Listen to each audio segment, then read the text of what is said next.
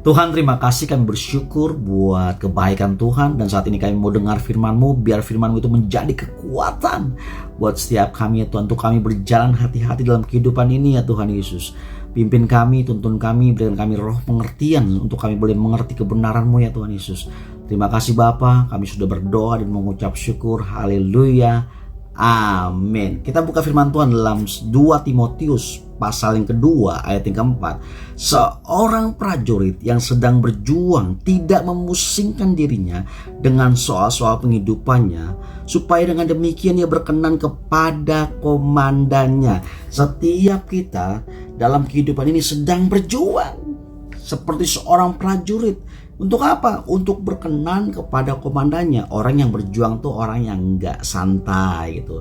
Tapi orang yang berjuang, orang yang setiap hari bagaimana supaya hidup kita berkenan kepada komandan kita, bagaimana hidup kita berkenan kepada Tuhan, bagaimana hidup kita sungguh-sungguh bisa menghormati Tuhan, bagaimana hidup kita sungguh-sungguh boleh menyenangkan hati Tuhan, di mana setiap kita berjuang. Berjuang di sini bukan berarti santai. Ya, kita hidup yang penting baik-baik saja, ya aman-aman saja, ya nggak berbuat jahat, ya nggak berbuat kejahatan sama orang, nggak usilin orang, yang penting baik-baik aja. Bapak Ibu Saudaraku, bukan stop sampai di situ, tapi kita harus berjuang di mana setiap kita harus benar-benar ada effort. Kata berjuang di situ harus ada effort, benar-benar sungguh-sungguh untuk sehingga setiap kita berkenan kepada komandan kita. Wah, untuk berkenan kepada komandan kita itu dibutuhkan sesuatu untuk kita tetap berjalan dengan kuat, yaitu berjalan dengan firman Tuhan. Suatu kali ada cerita di mana ada seorang tahanan politik di Uni Soviet pada saat itu bernama Thomas Andres. Thomas Andres ini seorang tahanan politik. Dia dihukum 50 tahun. Dan pada saat itu terdengarlah oleh orang-orang hak asasi manusia, salah satu lawyernya datang untuk membebaskan Thomas Andres ini. Dan pada akhirnya bebas. Ketika lawyer ini datang untuk pembebasan, dia tanya kepada Thomas Andres, ketika kamu keluar dari sini, apa yang kamu minta? Thomas Andres bilang cuma satu hal aja. Apa itu? Saya minta kaca. Wow. Ketika selesai itu, dia keluar dari penjara dan lawyer ini memberikan kaca kepada Thomas Andres. Pak Thomas, ini kacanya. Dan Thomas Andres melihat dirinya sendiri. Wow, ternyata dirinya dia sendiri, wah masih banyak tuh bobroknya. Masih, waduh, semprautan mukanya, waduh, kacau, rambutnya udah panjang, waduh, mukanya udah semprautan, kaca. Bapak Ibu Saudara pun terkasih dalam Tuhan Yesus, kaca itu berbicara tentang firman Tuhan. Biar firman Tuhan itu yang menjadi kaca buat setiap kita. Sesungguhnya betapa bobroknya jiwa setiap kita, betapa bobroknya kedalaman setiap kita kalau kita nggak hidup sesuai dengan firman Tuhan. Bagaimana kita mau berkenan kepada Tuhan kalau sesungguhnya masih banyak hal yang harus kita berjuang untuk memperbaiki diri kita. Makanya firman Tuhan biar menjadi kaca buat setiap kita, untuk kita melihat, waduh ternyata diri kita nih masih banyak hal yang harus kita perbaiki. Masih banyak dalam diri kita nih, masih banyak yang harus diperbaiki satu demi satu, sehingga kita berjuang untuk kita berkenan kepada komandan kita, yaitu Yesus Kristus. Jangan stop, jangan menyerah, maju terus. Pakai firman Tuhan ini menjadi kaca buat setiap kita untuk kita melihat, oh ternyata begini, oh ini gak boleh, oh kita harus jalan terus. Pakai firman Tuhan ini menjadi kaca buat setiap kita. Kita nggak akan bisa melihat segala sesuatu di dalam diri kita kalau kita nggak pakai firman Tuhan.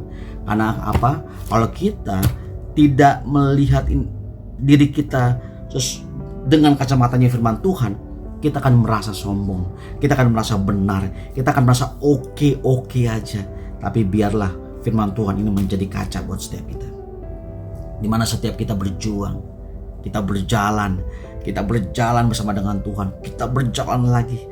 Semakin hari semakin kuat. Karena kaca dari setiap jalan-jalan kita adalah firman Tuhan. Kita bercermin kepada firman Tuhan. Sehingga firman Tuhan itu yang akan membrainstorm pikiran setiap kita. Sehingga pikiran kita diperbaharui setiap hari oleh firman Tuhan. Makanya jangan pernah tidak membaca firman Tuhan, tidak merenungkan firman Tuhan. Karena firman Tuhan itu kekuatan buat setiap kita. Firman Tuhan itu adalah kekuatan buat saudara dan saya.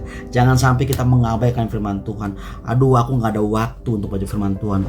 Aduh, aku gak ada waktu untuk namanya merenungkan firman Tuhan. Aku udah terlalu ras kerjanya. Aku udah terlalu sibuk. Come on, jangan sombong. Dalam kehidupan ini kita perlu Tuhan yang menuntun jalan kita. Karena sesungguhnya kita ini terbatas. Sekali lagi, kita ini terbatas. Tapi kita punya Tuhan yang tidak terbatas. Sekali lagi firman Tuhan mau katakan buat setiap kita bahwa seorang prajurit yang sedang berjuang tidak memusingkan dirinya dengan soal-soal penghidupannya. Aiden Wilson Tozer pernah bilang begini, jangan datang kepada Tuhan karena untuk mendapatkan penghidupan, tapi datang kepada Tuhan karena memang Tuhan itu adalah kehidupan. Seberapa banyak kita yang datang sama Tuhan karena kita lihat tangannya Tuhan, kita lihat berkatnya, kita lihat supaya Tuhan tolong aku Tuhan, kita lihat tangannya, kita lihat berkatnya. Tapi kalau kita datang sama Tuhan, biarlah karena dia penghidupan, karena dia kehidupan buat setiap kita. Kita gak bisa apa-apa loh. Kita nothing tanpa Tuhan. Karena sesungguhnya Tuhan segala-galanya bagi setiap kehidupan kita. Biar firman Tuhan ini mendominasi setiap kita. Biar firman Tuhan yang kita baca, yang kita renungkan itu menjadi kekuatan dalam setiap kehidupan kita. Dimana kita berjalan, dimana kita melangkah, dimana kita melakukan segala kegiatan dan aktivitas setiap kita. Biarlah firman Tuhan menjadi cermin buat setiap kita.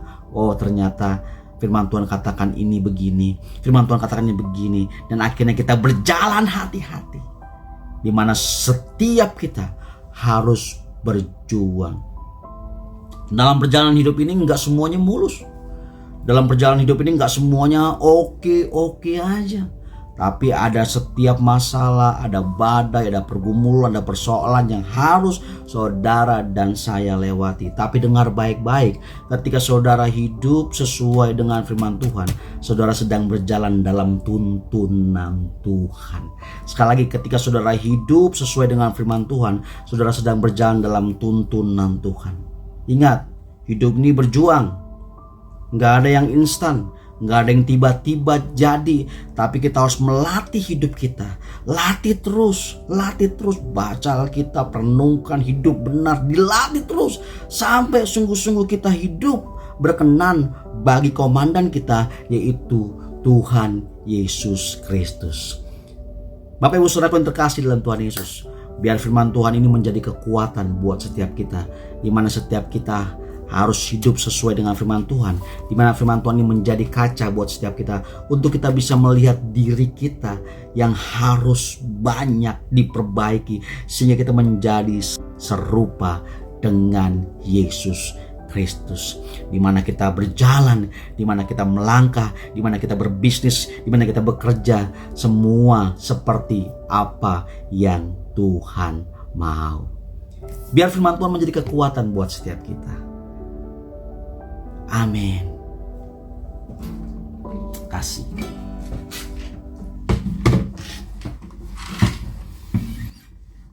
Terima kasih Tuhan. Engkaulah kekuatanku, tempat perlindunganku saat badai menerpa. Aku tak akan goyah, aku tak akan goyah, aku tak akan goyah, sebab Engkau serta dengan kami. Amin.